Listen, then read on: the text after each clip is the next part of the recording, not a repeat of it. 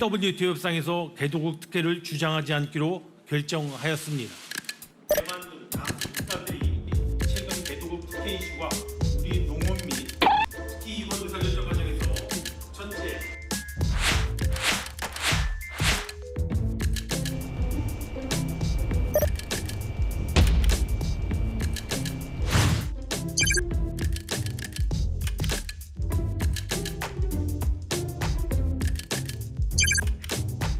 규탄한다! 규탄한다! 규탄한다! 규탄한다! 각성하라! 각성하라! 각성하라!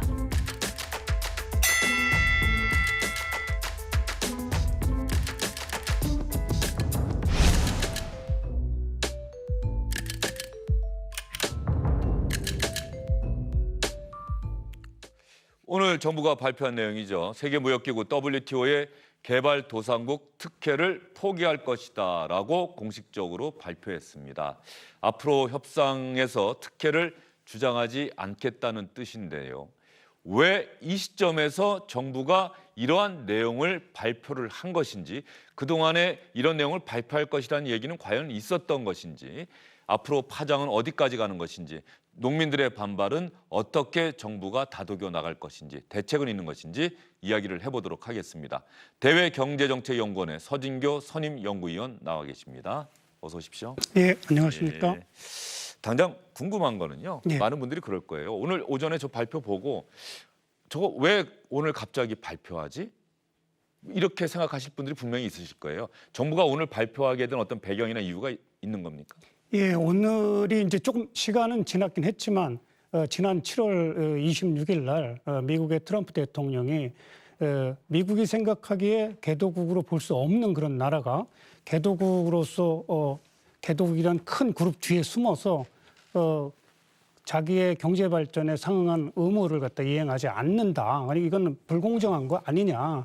그래서 이제 7월 26일 날 행정명령을 발동시키면서 USTR 그러니까 미국의 무역 대표부에게 앞으로 90일이 지난 시점까지 이와 관련해서 어떤 특별한 진전이 없으면은 이용 가능한 모든 수단을 써서 압력을 갖다 행사할 수 있도록 그런 내용의 행정명령을 갖다가 USTR한테 지시를 했습니다. 예. 그 시한이 이제 보통 뭐 7월 23일, 10월 23일, 그러니까 이틀 90일이면은 이미 이틀 전에 지난 거군요. 그렇죠. 예, 23일이었는데 이제 그러니까 정부도 이제 마냥 이 시한을 갖다가 나몰라라 할 수 있는 그런 상황은 아니었고 또 특히 우리나라는 한미 그러니까 미국과 관계에서 미국의 국가 안보를 이유로 해서 지금 자동차에 약 한 25% 가까이 된 높은 관세를 또 부과하겠다고 또 압력을 갖다가 이제 우리나라뿐만 아니죠. 이제 모든 전 세계 자동차 수출국에게 이제 압력을 집어넣고 있기 때문에 사실 뭐 나몰라라고 그냥 가만히 있을 수 있을 그럴 만한 상황은 아니었고 그래서 아마 조금 지났지만 나름대로 고민을 한 끝에 오늘 아침에 발표를 하게 된 것이 아닌가 생각을 합니다. 트럼프 대통령이 당시에 개도국 지위를 누리면서 특혜를 받는 나라라면서 조건을 건 게 저는 기억이 좀 나던데요. 예, 맞습니다. 몇 가지 조건이 있는데 우리나라는 다 해당된다면서요? 예, 일단은 이제 개도국이지만 그동안 이제 개도국들 중에서도 많은 경제 발전을 이뤘다. 그래가지고 이제 OECD에 있는 회원국. 경제협력개발기구 회원국. 그렇죠. 근데 OECD라 그러면 보통 이제 대부분 그 국가들이 이제 선진국으로 이해하고 있으니까. 그렇죠. 예, 개도국이 아니지 않느냐 하는 거. 그다음에 G20 국가 그래가지고 주요 20개국 국가들도 이미 전 세계에서 주요한 20개국이 됐으니 이제 개도국으로 보기 어렵고 또 1인당 소득이 세계은행에서 지정하는 그런 그 기준이 있습니다. 그 기준이 이제 고소득 국가라고 해서 1인당 국민 소득이 대략 한 13,000달러 이상인 그런 국가들. 그리고 이제 마지막으로 세계 무역에서 차지하는 비중이 0.5% 이상인 국가들은 이런 국가들은 이제 더 이상 개도국으로 보기 어렵지 않느냐 해가지고 이제 4가지 기준을 제시했는데 안타깝게도 우리나라는 4가지 기준을 모두 만족하는 유일한 국가였습니다. 결과적으로 트럼프 대통령의 압력에 우리가 뭐 좋다. 그러면 우리가 개도국 지위 포기할게. 뭐 이런 결과가 된 것 같은데 우리나라 말고 다른 나라들도 아마 그 굴복한 나라들이 있다는 기사를 제가 봤어요. 우리나라와 유사한 그런 그 경제 발전 단계가 일단 대만을 들 수 타이완도 있겠고요. 예, 마찬가지로 그리고 포기하기로 결정한 거고요. 예, 더 이상 대만은 일찍했습니다. 예. 아예 그냥 작년에 더 예. 이상 개도국 그 특혜를 갖다가 추구하지 않겠다 얘기했고, 그다음에는 이제 이번 발표 이후에 싱가포르는 사실 1인당 국민소득이 굉장히 높죠. 아, 싱가포르도 개독으로 돼 있었습니까? 예. 그 싱가포르 1인당 국민소득이 거의 10만 불 가까이 되니까 뭐 미국보다도 훨씬 높습니다. 왜 이번에 이제 싱가포르는 우리나라는 개독이라고 해본 적이 한 번도 없다. 알아서 이제 더 이상 개독 그 특혜를 갖다가 이용하지 않겠다고 얘기했고, 또 아랍에미레이트라고 중동 예. 산유국이 또 거기는 또 1인당 국민소득이 엄청 굉장히 날 텐데요. 높죠. 예. 그래서 그 나라 역시 이제 더 이상 이용하지 않겠다고 했고, 중국만 거부를 한 거군요. 그러면. 중국도 사실은 거부는 했지만 예. 이런 이제 압력이 계속 들어오니까 개독이긴 하지만 우리 중국도 발전 정도에 상응한 정도의 역할을 하겠다. 그런 이제 정도를 언제 이미 선언한 상태이기 때문에 사실 우리나라가 혼자 나몰라라 그런 이제 전혀 모르는 상태로 그냥 있기는 상당히 어려웠을 겁니다. 그러면 우리나라가 트럼프 대통령의 요구를 수용하는 듯한 모습을 보이면서 이 개독지 포기를 발표하고 우리나라는 그러면 다른 데서 우리의 이익을 관철하겠다, 뭐 이런 의도로 해석할 수 있겠습니까? 뭐 방위비 협상이라든가 또 자동차 무역 문제라든가 이런 데서.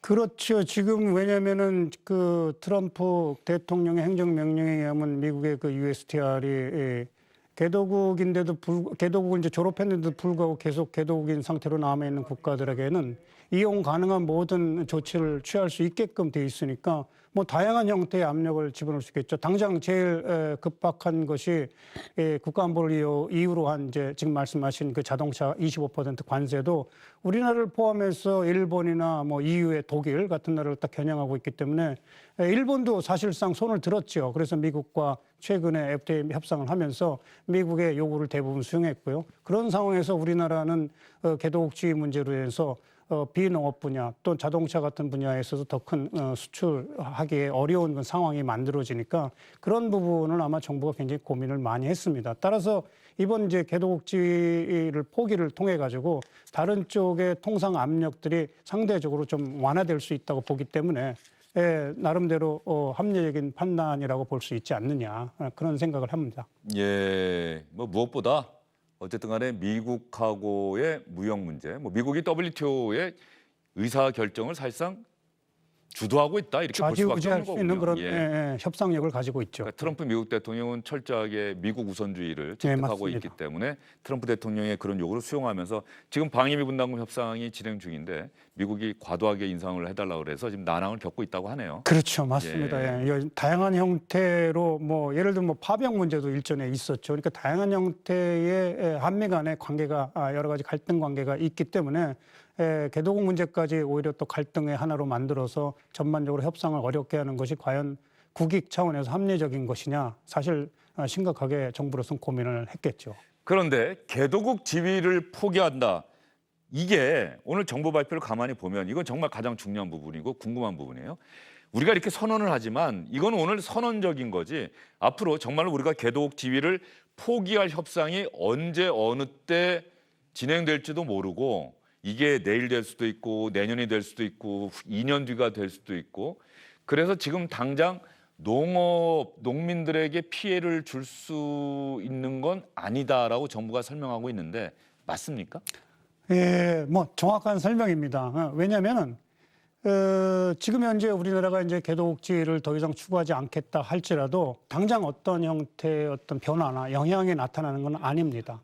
영향이 나타나기 위해서는 그래? 그럼 개도국이 아니면은 선진국으로서 어떤 의무를 이행해야 되는데 어떤 수준의 의무를 이행할지는 아직 협상 중입니다. 그런데 이제 그 협상이 지지부진하기 때문에 언제 어떻게 될지 모르는 상황이고요.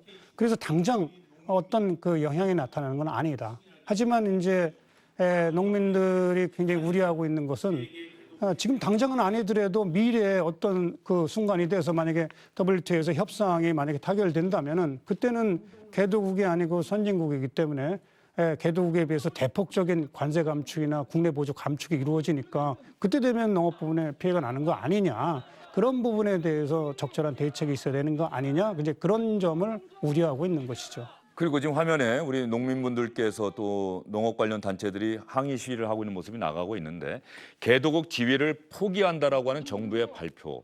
이것 때문에 직접적으로 영향을 받는 것은 농업이 거의 유일한 분야입니까? 예, 그렇습니다. 왜냐하면 우리나라가 지난 1995년 WTO가 출범할 때 그 당시에 개도국의 지위를 인정을 받았습니다. 그때가 우루과이 라운드. 예, 우루과이 아닙니까? 라운드가 저 지금도 기억에 종료되면서. 선명하네요. 김영삼 정부 때죠? 예, 맞습니다. 예, 그때 개도국의 지위를 인정받았는데 그러면서 사실은 농업 분야에 있어서는 개도국의 우대를 좀 활용했지만 나머지 그 일반 공산품 분야나 기타 서비스 쪽에서는 사실상 선진국과 동일한 의무를 이행했습니다. 그래서 실제 개도국 그 우대를 갖다 포기한다는 그것과 직접적으로 연관이 있는 거는 이제 농업 분야에 한정돼 있는데요. 농업 분야라도 이제 사실상 추가적인 관세 감축 폭이나 또는 국내 보조를 얼만큼 더 감축할지에 대한 것은 향후에 WTO 협상을 통해서 논의되고 또 합의를 이루어져야 그 영향이 나타나는 거기 때문에 아무튼 당분간은 조금 이제 구체적인 영향이 없다고는 볼 수 있고 이제 미래에 영향을 더 우려하는 것이죠. 예. 간략하게요. 지금 당장 현재 개도국지가 유지되고 있는 우리 입장에서 농업과 관련해서 우리나라가 개도국으로서의 특혜를 받고 있는 부분이 있다고 하면 어떤 게 있습니까?